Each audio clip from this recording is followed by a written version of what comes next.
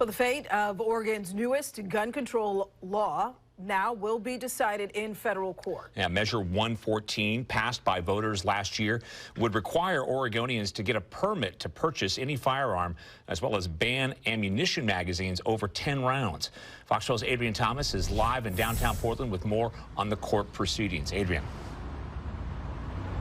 Hey, Pete Riel, this federal case started today with the plaintiff's legal team making opening arguments and bringing up witnesses for testimony here at the federal courthouse in downtown Portland. The main plaintiffs in this case are the Oregon Firearms Federation and the Sherman County Sheriff. This all comes after Measure 114 was blocked on the state level, paving the way for the legal fight to move to the federal level.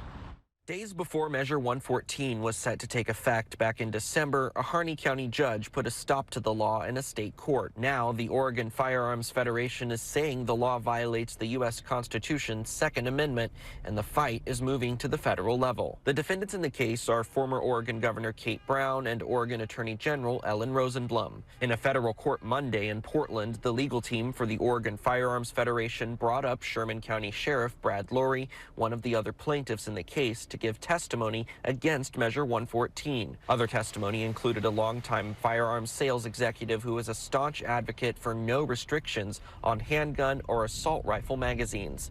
The defense cross-examined each witness with their questions and will bring up their witnesses next. Now, regardless of how the federal judge here in Portland rules on this case, either side could appeal that ruling, which would take this legal fight all the way up to the U.S. Supreme Court. Live in downtown Portland, Adrian Thomas, Fox 12 Oregon.